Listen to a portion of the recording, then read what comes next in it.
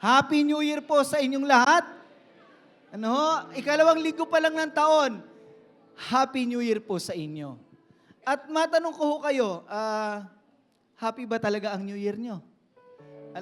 Sige nga po, happy ba talaga? Alam niyo po, the New Year is true. Totoo namang New Year na. Ikalawang linggo na nga tayo ngayon eh. Pero totoo rin ba na happy ka? Are you truly happy? O New Year lang talaga? Kasi ang tao po, alam niyo po, ang tao po may pretend to be happy. May pretend. Akala mo masaya, hindi pala. May presume they are happy. Baka naman, parang masaya naman siguro ko. They presume they are happy, they pretend they are happy. But are we truly happy? That is the question. Alam niyo po, people is in constant pursuit of this feeling of happiness. Itong pakiramdam ng saya at kaligayahan, man is in constant pursuit of it. Hindi po kayo magtataka, ito po ang hinahabol-habol ng taong maranasan, itong pakiramdam na masaya siya at maligaya siya. Bakit ko po nasabi yan? Alam niyo, kahit sa mga istorya, ang gusto natin sa istorya, kahit madrama, dapat happy ang ending niya.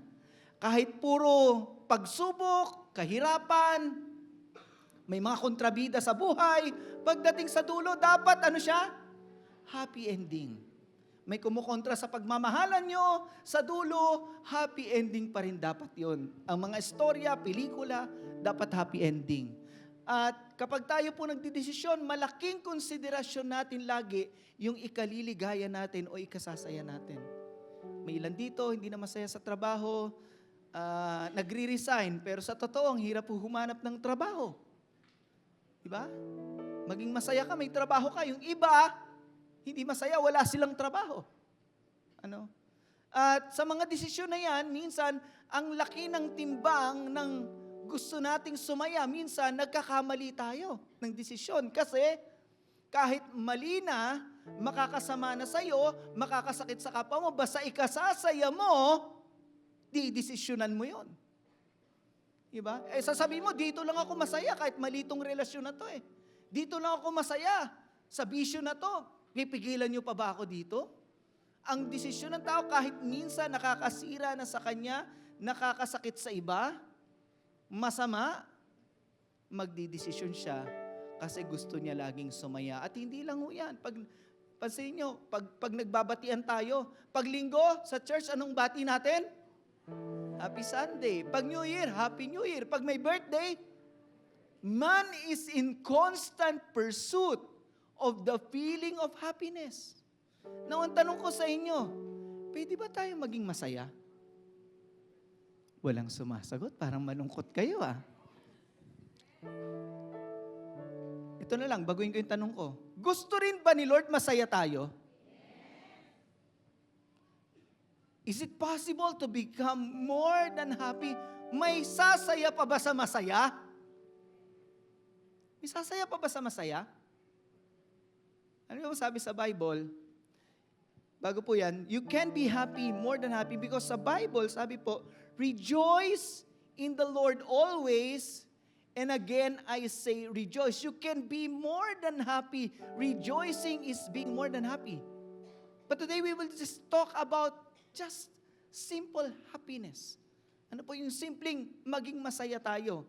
Total yan naman ang ginugusto ng tao Di ba? We can be happy.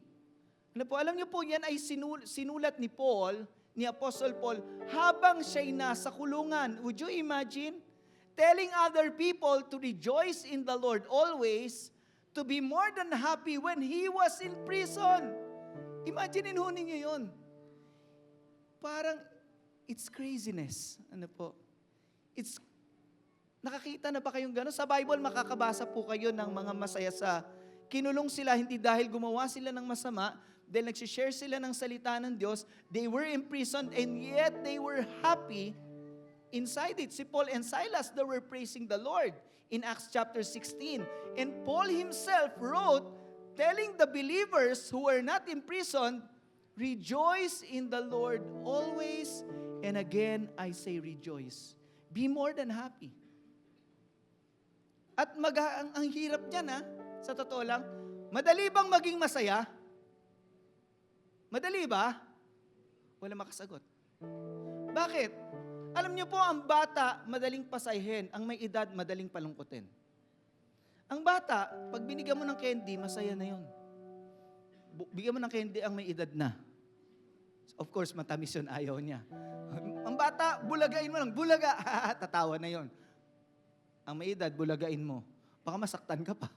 Ibig sabihin, mga kapatid, ang bata madaling pasayahin. Tignan nyo ang tawa at saya ng mga kabataan at ng mga bata. Pero pag umidad ka na, life becomes complicated. It becomes complicated to the point na hindi ka na madaling pasayahin. Hindi na madali. Ano po? And for you to be able to be happy at any age, ano po, at any time, we need the help of God. This can only be achieved through Christ. Baka ngayon may pagsubok ka, ang hirap talaga maging masaya. May pagsubok ka Nawalan ka ng trabaho, you have suffered loss.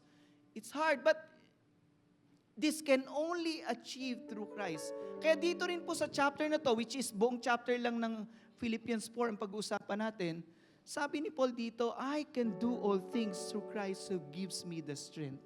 God will give you the strength to become happy in your situation. Bibigyan ka ng lakas ng Diyos. Kahapon natapos po yung prayer and fasting ng church. Mula Wednesday hanggang Sabado.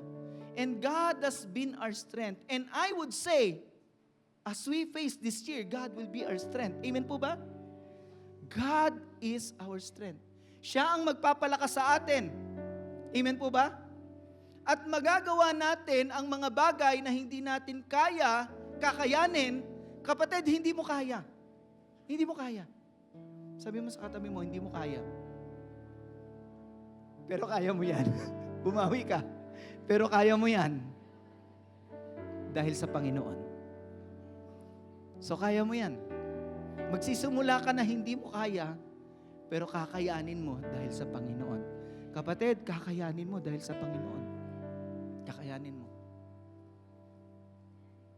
Dahil sa Panginoon. I can do all things in Christ who gives me the strength. That's why we're here. That's why you and I are here. We know we can't. We know hindi natin kaya. That's why we go to church. We know God is our strength. Amen po ba? And God is the source of our happiness, our joy. Kaya itong taon na to, pwedeng maging masaya ang 2026. Marami ka mang pagsubok, kapatid. Sabi nga, He will turn our sorrows into joy. Kaya, kapatid, kung pumapasok ang taong ito, malungkot ka, paalala ko lang sa'yo, nandiyan ang Panginoon. Amen po ba? At sa ating lahat, ano man ang sitwasyon ng buhay mo, ito na po yung panibagong taon. Happy New Year po sa inyong lahat. Happy New Year. Pakibati po ulit ng Happy New Year ang bawat isa. Happy New Year. At salamat sa Diyos. Sige, palakpakan natin ng Lord. Alam nyo na, yun lang, nandito na tayo ngayon sa 2026. Itinawid ka na ng Diyos, kapatid, sa panibagong taon. Purihin siya.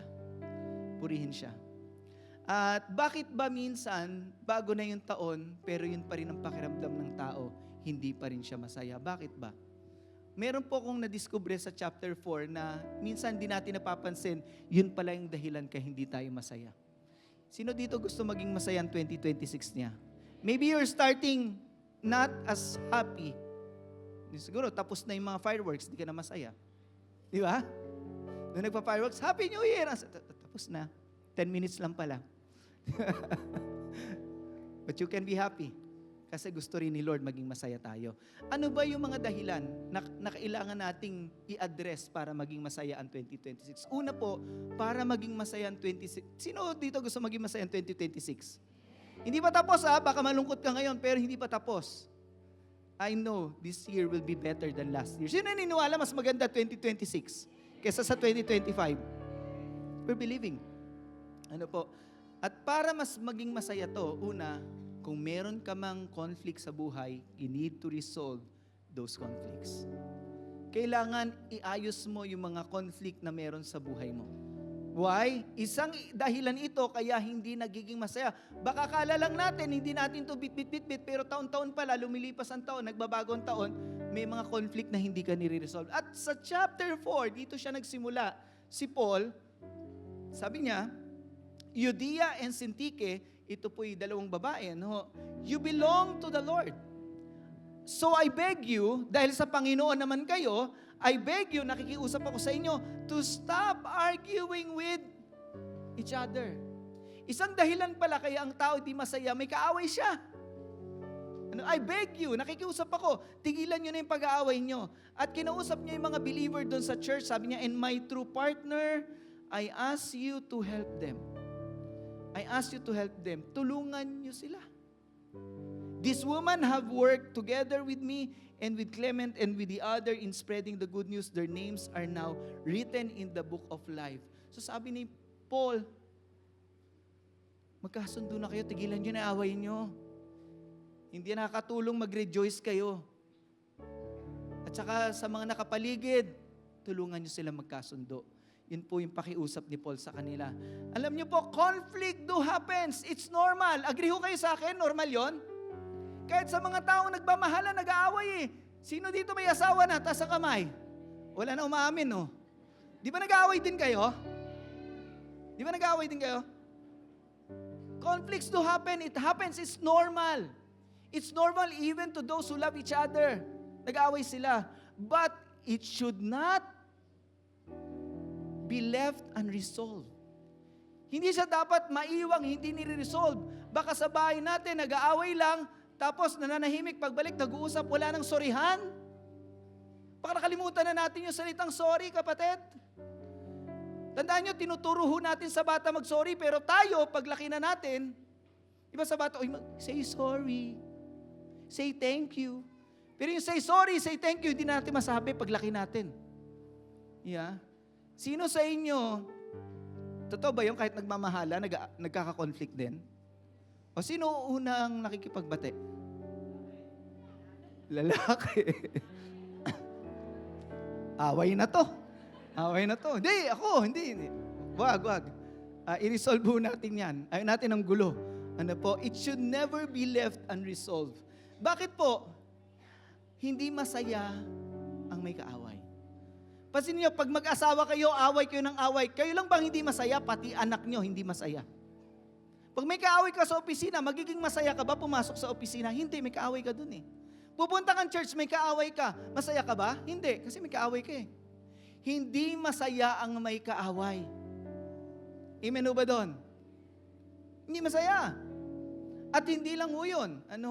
It affects your relationship with God. Hindi lang hindi masaya, it affects your emotion, it affects even your relationship with God. Apektado relasyon mo sa Diyos pag may kaaway ka. Kasi gusto ng Diyos, kung paano ka nakikipagrelasyon sa Kanya, ganun din kaayos ang relasyon mo sa iba. Naalala nyo yung turo ng Panginoon? Kapag, Panginoong Jesus kapag maghahandog kayo sa altar ng Diyos at may naalala kayong kaaway, kagalit o may galit sa inyo, iwan nyo muna yung handog nyo, puntahan nyo at makipagkasundo kayo sa Kanya, saka nyo balikan at maghandog kayo sa Diyos. Tingnan nyo, it affects your relationship with God. So if you are presenting a sacrifice at the altar, in the temple, and you suddenly remember that someone has something against you, leave your sacrifice there at the altar. Iwan mo muna, huwag mo na ihandog. It affects your relationship with God. Go and be reconciled to that person, then come to offer your sacrifice to God. Makipagkasundo ka muna, at saka ka bumalik para maghandog sa Diyos. Bakit hindi ka makakapaghandog? Kasi mahal mo ang Diyos, pero may galit ka sa puso mo sa ibang tao. Bakit ba ang mga conflict na ito, mga kapatid, minsan taon-taon na hindi natin i-resolve? Bakit? Ba't ayaw nating i-resolve to? Anong dahilan? Ano sa palagay nyo? Talagang yun pa rin. First and second service, pride agad. Huwag muna tayo pumunta sa pride. Minsan kasi napabayaan mo yung galit mo. Napabayaan mo yung galit mo, ito ay nag-ugat sa puso mo. Alam niyo po, sabi sa Bible, sa Ephesians chapter 4, huwag daw natin, kapag kayo'y nagalit, sabi doon, huwag kayo magkasala. Pwedeng magalit. Huwag ka lang magkakasala pag nagalit ka. Ngayon, do not sin. And when you get angry, do not let the sun go down that you're still angry. Huwag kang magkasala, huwag mong patagalin. Bakit? Pag pinatagal mo, mag-uugat sa puso mo yan, at ang demonyo, si Satanas, pagsasamantalahan yung galit na yan. At alam mo, pag galit ka, totoo lang, hindi mabuti sa'yo eh. Bakit? Kumukulo ang dugo mo, sumasama ugali mo, at pinahihirapan ka ng galit na to. Sa totoo lang, ang pinahihirapan ng galit, yung taong may dala nito. Kapatid, pakinggan mo, ang pinahihirapan ng galit, yung taong may dala nito. At kapag nag-ugat na sa puso natin to, naalala nyo tayong mga Pilipino, alam natin yan. Ano kasabihan natin? May mga taong nagtatanim ng galit. Yung nagtatanim ng galit, pinabayaan niya yun sa puso niya at nag-ugat yon at hindi na niya ma-resolve yung conflict. Bakit? Nag-ugat na sa puso niya ang galit. Kapatid, ngayong taon, hinahamon kita, bunutin mo yan. Sabi mo sa katabi mo, bunutin mo yan. Bunutin mo yung ugat na yan. Kasi, wawasakin ka niyan. Wawasakin ka niyan. Ang tinuro sa atin ng Diyos, pagmamahal. Tama ho ba? Pagpapatawad, hindi galit. So, it is unresolved because we have left it and it rooted down inside us. Pangalawa, because you cannot, ayan na po, swallow our pride. Hindi natin malunok yung ating pride, yung ating ego ang umiiral. Lalo na pag sa palagay natin, tama tayo, at sa palagay din niya, tama siya, pareho pala kayong tama. Yung parehong tama, pareho na nagkakamali. Bakit? Walang gustong magpakumbaba.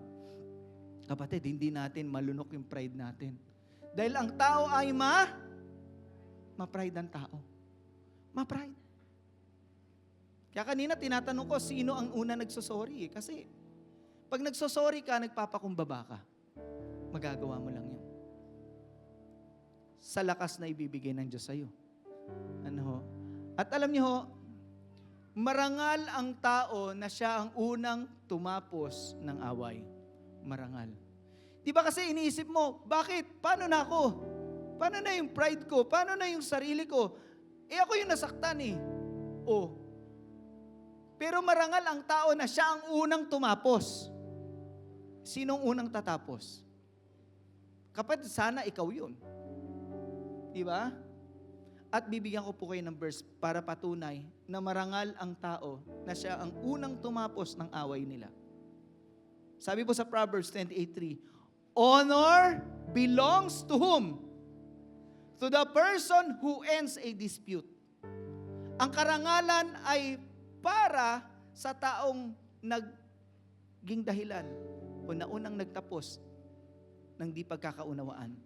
But any fool can get himself into a quarrel. Kahit sinong hangal, kayang pumasok sa gulo.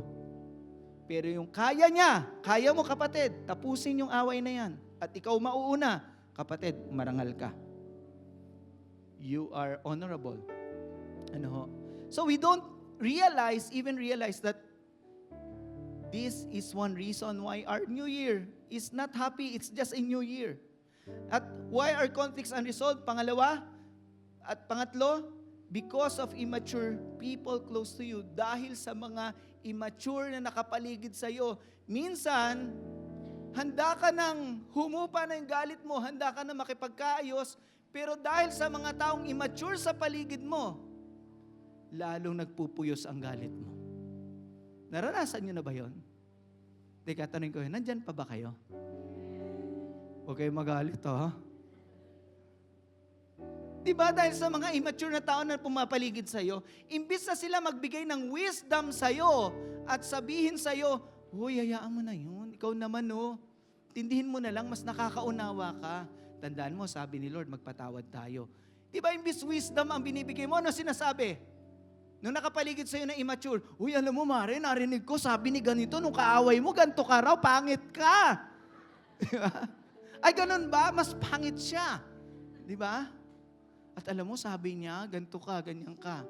Masama, ugali mo ganito. Di siyempre, ano mararamdaman ng tao? Lalong magpupuyo sa galit yun. Dahil ingat ka sa nakapaligid sa'yo pag galit ka. Ulitin ko, ingat ka sa nakapaligid sa'yo pag galit ka. Baka sila pa ang magbuhos sa'yo ng gasolina at masunog ka kaysa buhusan ka ng tubig para mahimasmasan ka. Kapatid, kung mabuti kang kaibigan, tubig ang ibuhos mo para mahimasmasan. Di ba? Ay, ganun ba? Ba't mo naman ako binasa? Diyan ka naman tatauhan, friend. Friend mo ko. Hindi, iba sinusunog yung kaibigan eh. Sige, magalit ka pa. Maghiganti ka. Yeah? Yun yung ma-immature. Bakit ko sinabing immature? Kasi danas ko yan nung bata ako. Kami nagkakapagsuntukan ang mga bata. Bakit? Hindi dahil sa gusto nila na suntukan. Duwag din naman ng mga bata eh. Di ba? Kaya lang, sa mga taong immature na nakapaligid, oh ha? Lalabang ka sa kanya. Oh, sige, waka mo tenga. Waka mo. Oy, hiniwakan tenga mo. Waka mo sa ilong. Oy, hiniwakan ilong mo. Oh, sige, suntukin mo. Siyempre, mamaya nagbabanatan na yung mga bata. May mga immature na adult na ganun. Dala pa rin nila yung ganun nilang ugali. Pati sa kaibigan nila. Kaya masaya ba? Hindi. Hindi ho masaya. Ingat ka sa mga taong nakapaligid sa iyo pag galit ka. At habang galit ang naghahari sa puso mo, hindi ka sasaya. Pag yan ang naghahari sa puso mo, hindi ka sasaya. Kahit nasa simbahan ka pa. Kaya dapat sa simbahan, wala kang kagalit. Amen o ba? Bakit? Ang bihira. Harap ka sa Diyos eh. Hindi ako makaharap sa iyo, Lord. Nasa likod ko eh. Yeah. Huwag ganun.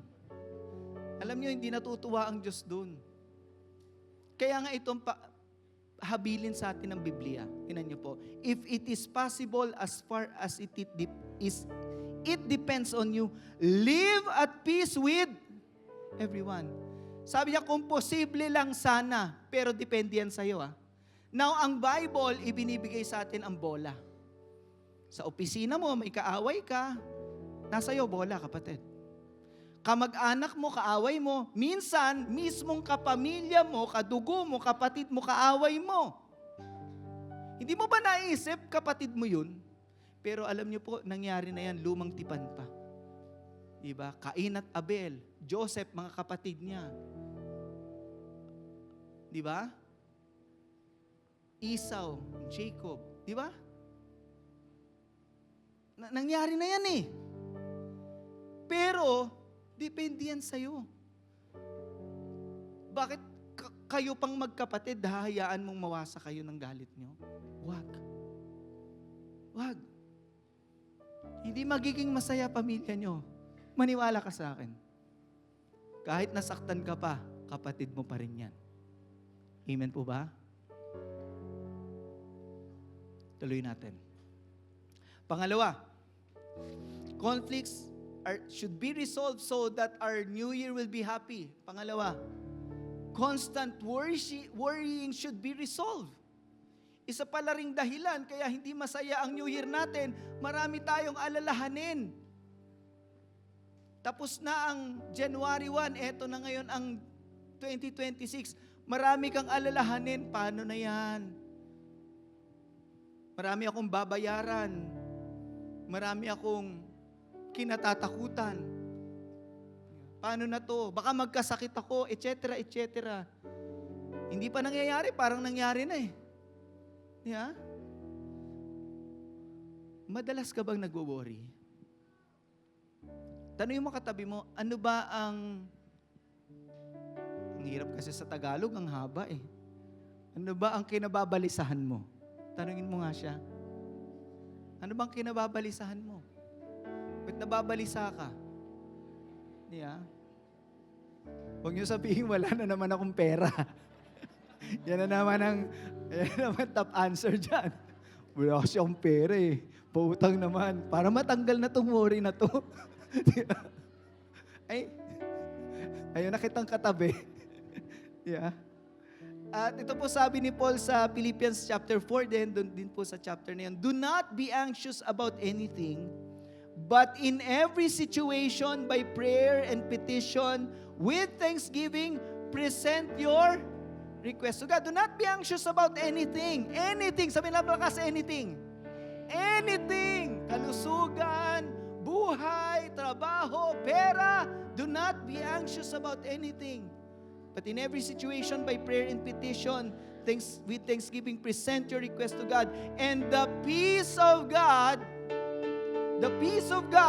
which transcends all understanding, will guard your hearts and your mind in Christ Jesus.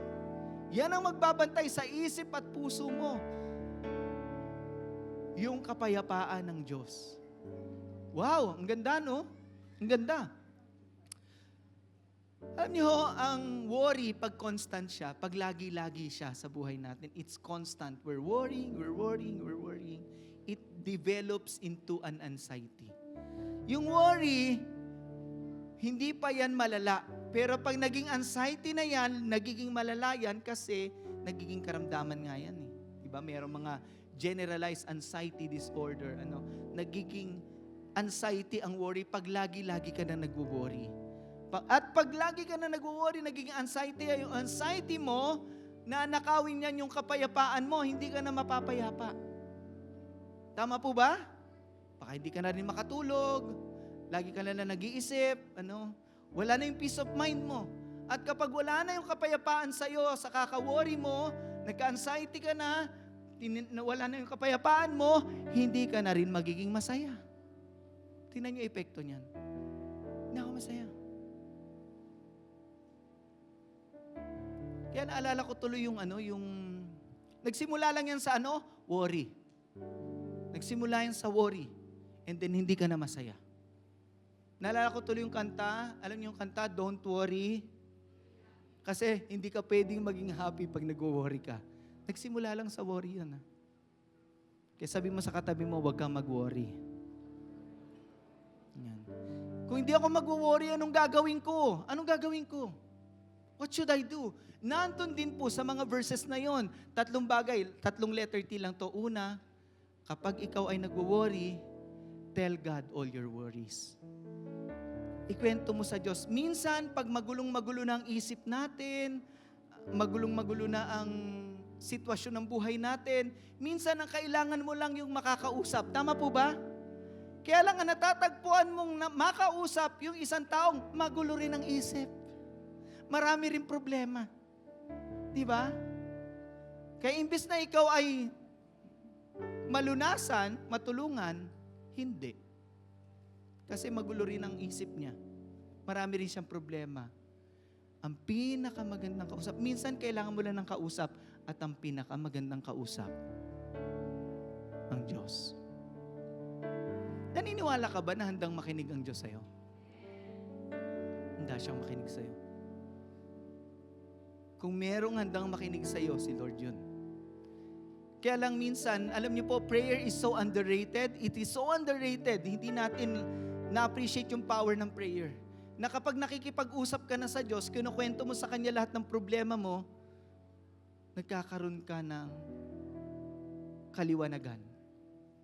Gumagaan yung pakiramdam mo. At dahil siya ay Diyos, kaya niyang lunasan at lutasin yung kinakaharap mo. Amen po ba doon? So, kausapin mong Diyos. Tell God everything about your worries, about your fears, everything. Tell God. Pangalawa, huwag mo lang sa Kanya ikwento. Ibigay mo sa Kanya lahat. Cast all your anxiety on Him because He cares for you. Nagkikare ang Diyos sa'yo. Higit kanino pa man. He cares for you. At huwag ka lang makipag-usap sa Diyos. Magpasalamat ka na rin sa Diyos. Dahil once na nagpapasalamat ka na, nasi-shift yung mind mo. Nawawala na doon sa worry, napupunta na sa, Lord, salamat May nakikita ka ng maganda. Nagkakaroon na ng pag-asa kasi nagpapasalamat ka It shifts your mind to something that you worry and fear to something that would give you hope and remind you that God is faithful. Sino nagsasabing faithful ng Diyos? Sino naniniwala hindi ka pinabayaan ng Diyos? At hindi ka pinaabot dyan ng Diyos para pabayaan ka lang niya ngayon.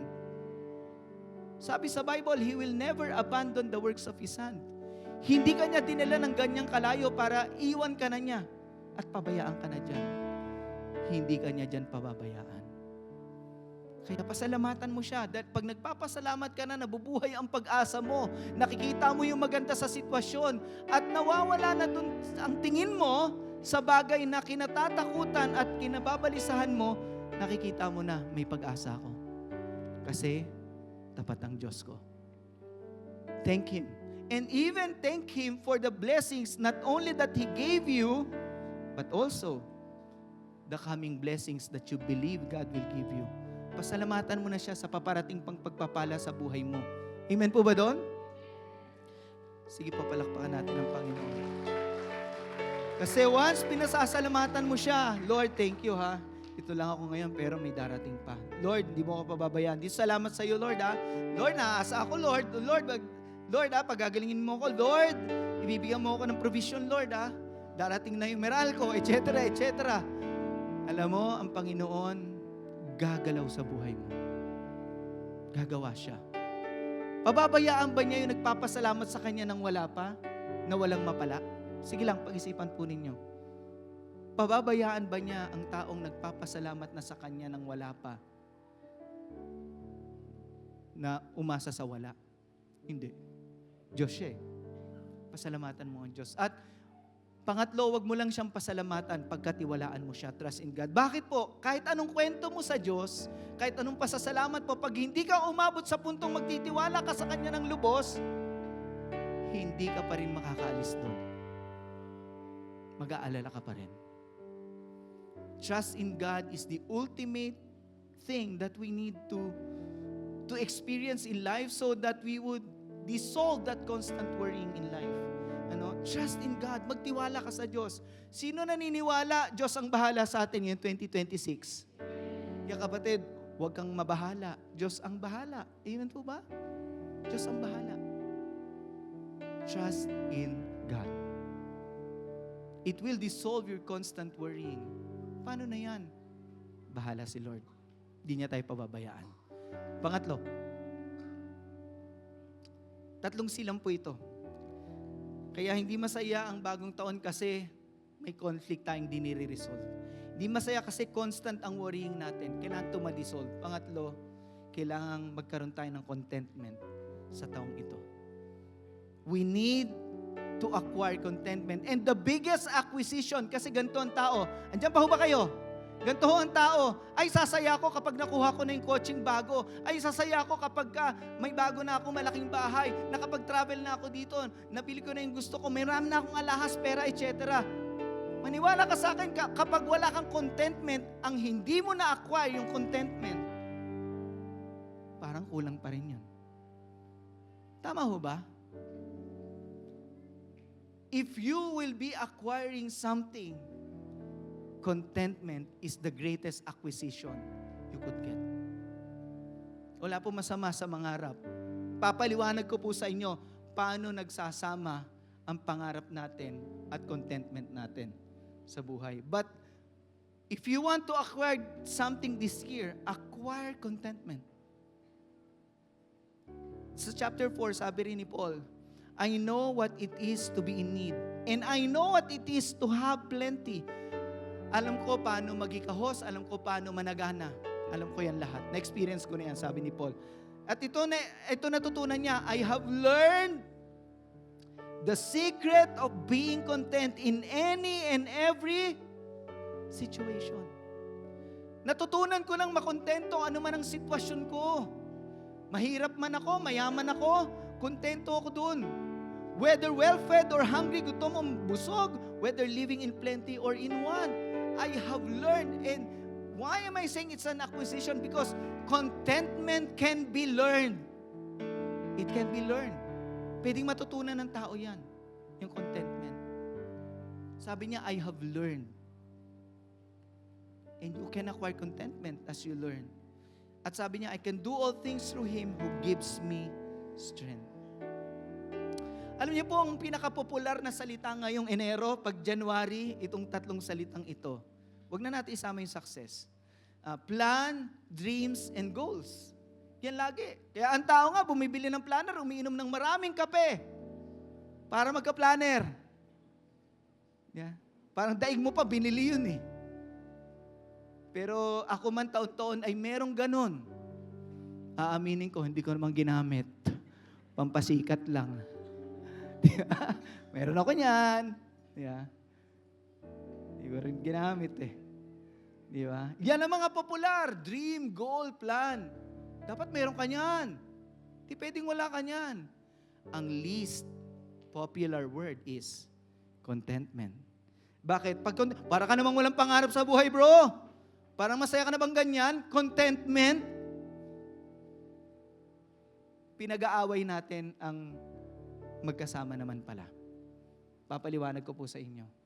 Bakit gano'n na lang ang tingin natin? Pag contentment, hindi yan popular pag January.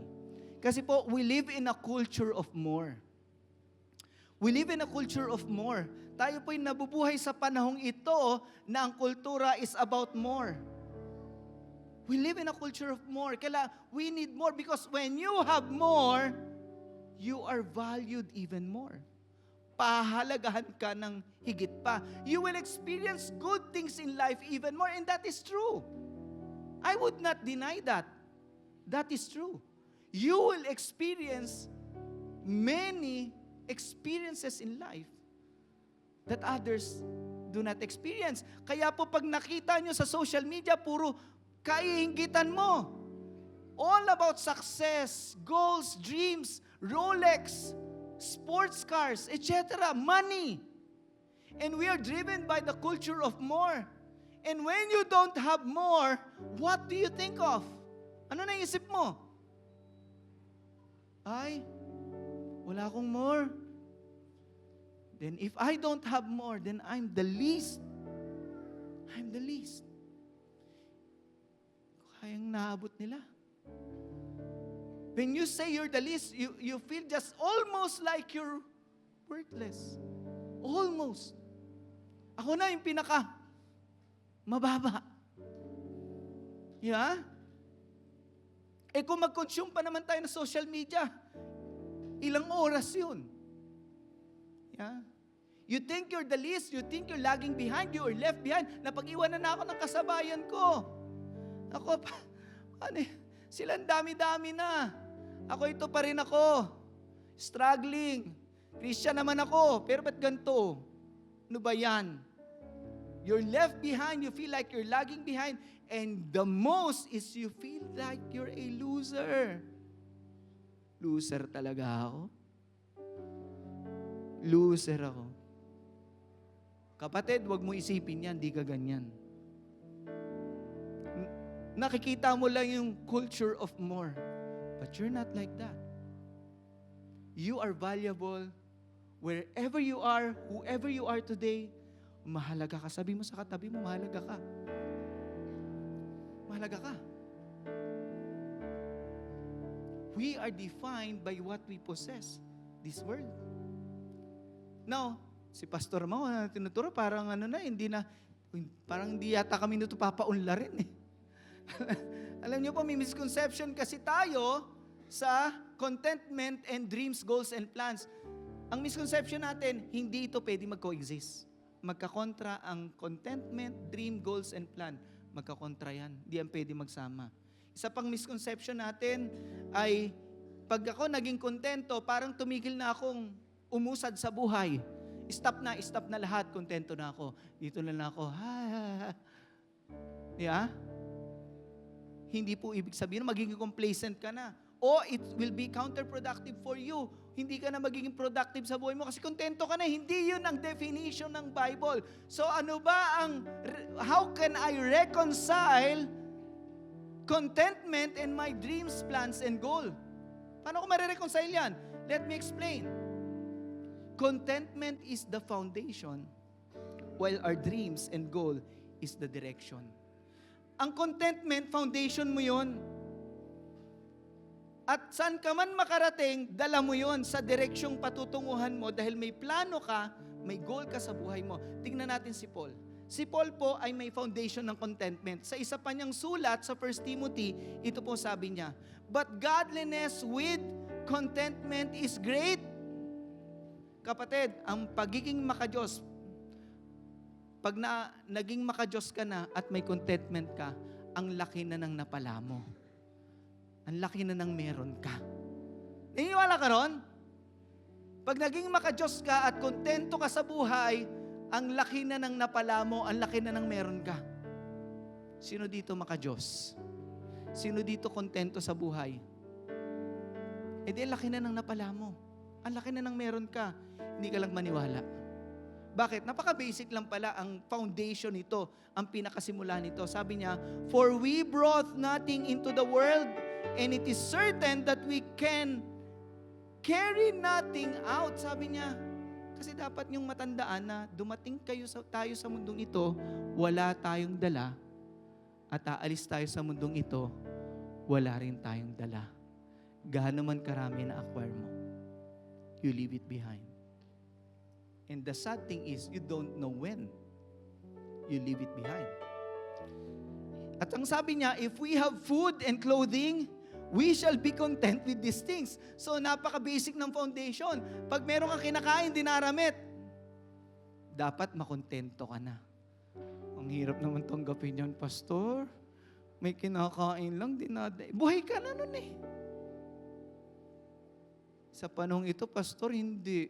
Yung clothing, sige, kasi kailangan may damit ako, nakakaya naman ng walang damit.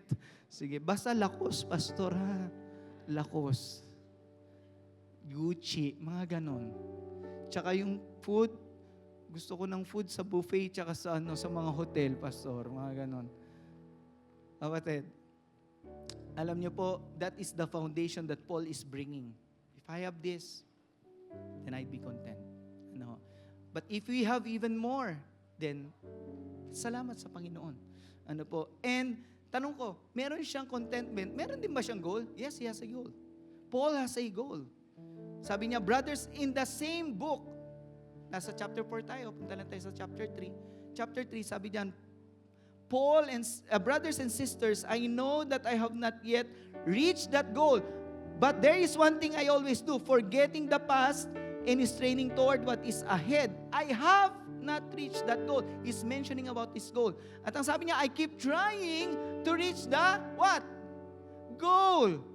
And get the prize for which God called me through Christ to the life above. So, even si Paul, may kontento siya pero may goal siya. Ibig sabihin, pwede ka palang makontento pero mangarap pa.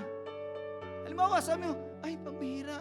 Kontento na ako ngayon na ako ay walang jowa, pero ang direction ko, magkakajowa pa rin ako. Kaya naunawaan nyo?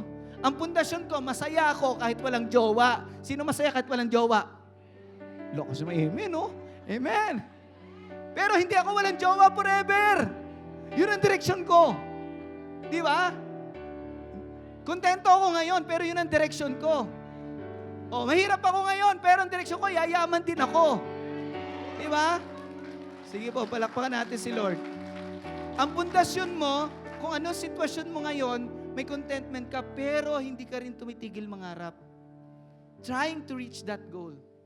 Alam niyo po, kapag tayo po may contentment na hindi ka na maiinggit sa iba. Alam niyo po, pag walang contentment na tao, naiinggit siya. Ba't siya naiinggit? Naiinggit ako, buti pa siya. Narating na niya yon, buti pa siya, nabili na niya yon. Buti pa siya, parang nag-Saudi.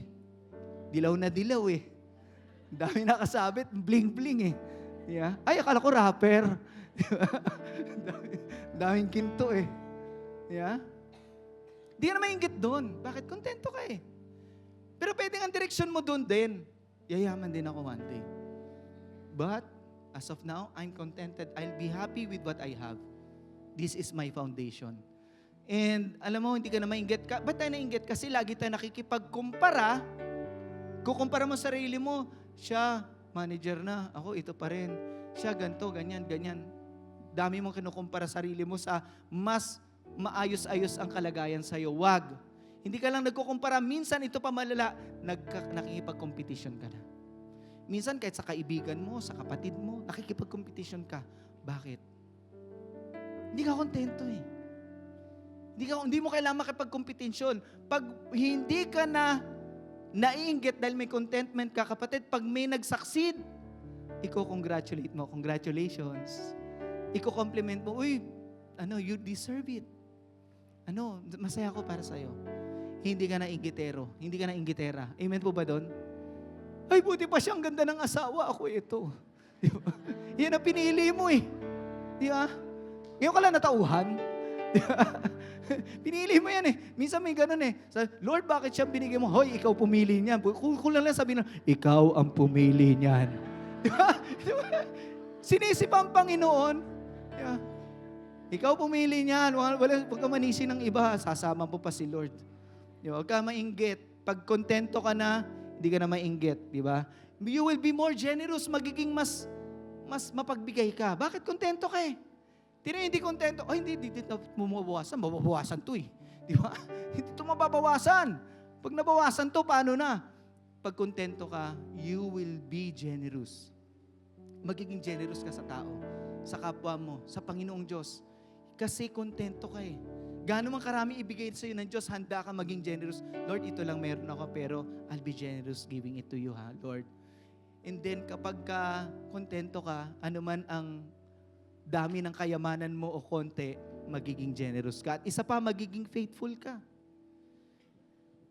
Bakit kaya ang tao may asawa na nangangaliwa pa? Bakit? Tanong ko sa iyo. Kontento ka ba sa asawa mo? Uy! Kontento ka ba sa asawa mo? Ay, iba talaga yung sumagot eh. Katabi ko eh. Katabi ko. Mamaya na po, pastor. Mamaya na po. Hindi ko maamin. Kontento ka ba sa asawa mo? Alam mo kaya nangangaliwa, di siya kontento. Now, hindi naman pwedeng, dapat sexy siya. Dapat, 10 years ago na pinakasalan eh. 15 years na nga kayo, gusto mo sexy pa rin? Ano yan? Walang forever dyan. Kapatid, hindi pwede. Hindi pwedeng ganun. Makontento ka. Hindi siya perfect. Iba na rin siya. Pero dapat makontento ka. Kasi pag nakontento ka, magiging faithful ka. Magiging faithful ka. Kahit sa trabaho. Di ba? Kontento ka, magiging masipag ka, faithful doon. Ang ganda ng kontento, no? Pero hindi tumitigil mangarap. Do you want a happy new year, mga kapatid? Gusto mo ba ng happy new year? Kung may conflict sa buhay mo, i-resolve mo. Kapatid, tapusin mo ngayon yan. Huwag mong hayaang matapos ang taon, kapatid. Tapusin mo na ngayon. Ikaw na mauna. Marangal ang tao na siya ang nauunang makipagkasundo at tumapos ng away. Kapatid, resolve your conflicts. Isa pa, dissolve the worries in your mind. Ikwento mo kay Lord lahat ng kailangan mo, alalahanin mo. Magpasalamat ka sa Kanya, magtiwala ka sa Kanya. Isa pa, i-acquire mo yung contentment. Bakit? Pag kontento ka na, hindi ka na maiinggit. Magiging generous ka at magiging tapat ka sa relasyon o saan man sa buhay mo. Kaya kapatid, minsan hindi natin naiisip, kaya pala hindi ako masaya. Meron akong hindi nire-resolve na conflict sa buhay ko. Lagi pala ako nagwo-worry. At pangatlo, wala akong contentment. Kapatid, acquire contentment. And this year, I'm praying. At ito panalangin ko sa iyo, sa akin, at sa ating lahat, we will have a happy New Year. Mga kapatid, happy New Year po sa inyo. Tumayo po tayong lahat. At kunin niyo po ang komunyon. Tayo po ay magkukomunyon.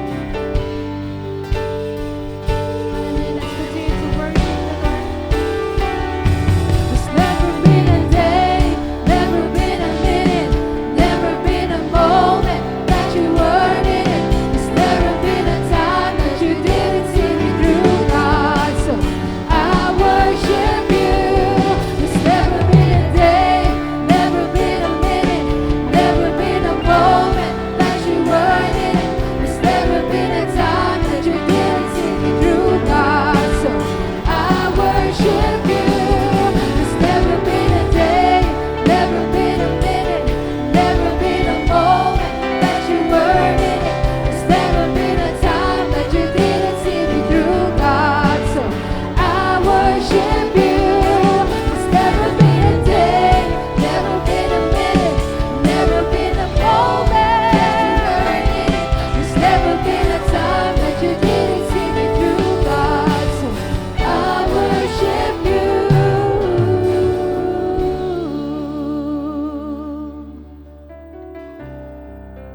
Hallelujah. Bago po tayong komunyon, baka isip mo, Pastor, ang hirap naman gawin yan.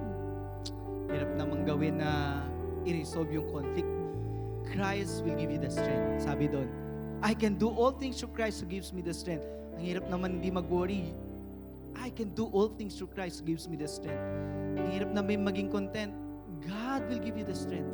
Amen po ba? Tandaan natin, ang Diyos ang ating lakas. Amen po ba doon? At hindi lang yon, siya ang ating tagapagligtas.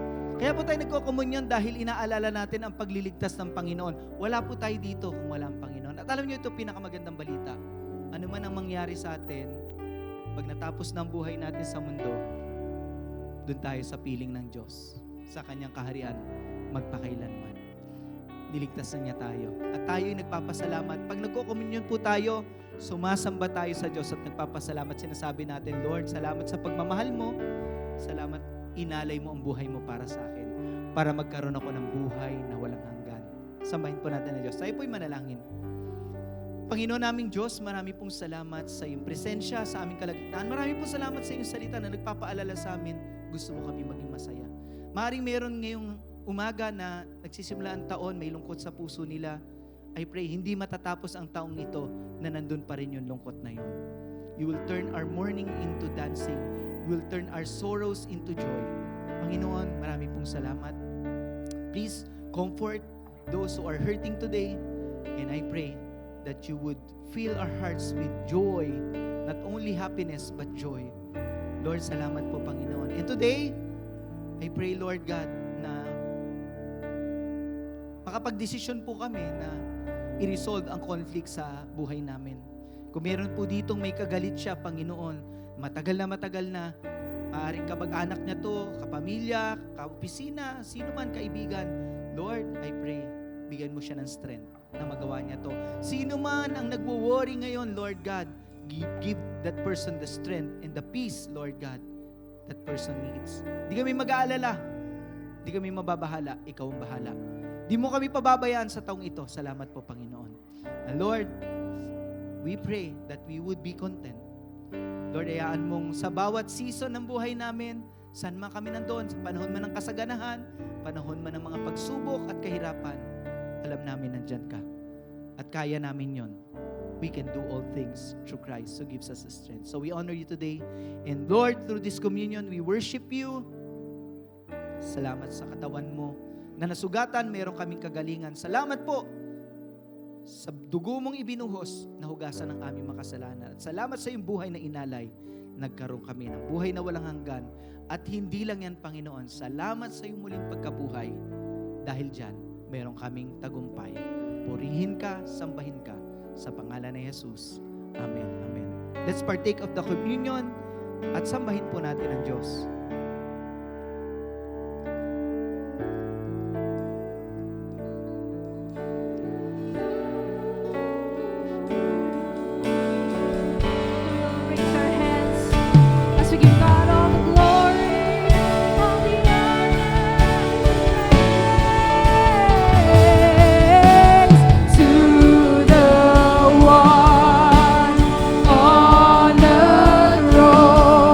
You reign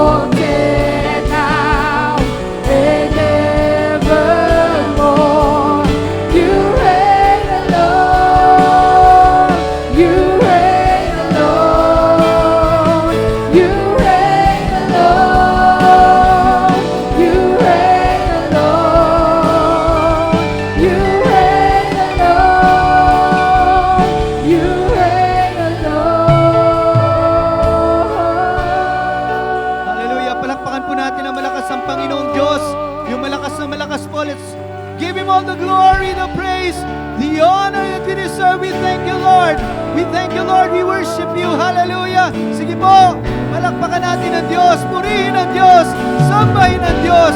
Hallelujah! Hallelujah! Hallelujah! Oh, we worship you, God. Hallelujah! Hallelujah! Hallelujah, mga kapatid, taas po natin mga kamay, tanggapin natin ang masaganang pagpapala ng Diyos. Today, Lord, I pronounce blessing upon your people. Bless them and keep them and make your face to shine upon them. Be gracious to them and turn your face towards them and give them peace. Salamat po, Panginoon. And Lord, today, as we end this service, we give you all the glory, the honor, the worship that you alone deserve. In the name of the Father, and of the Son, and of the Holy Spirit. Amen.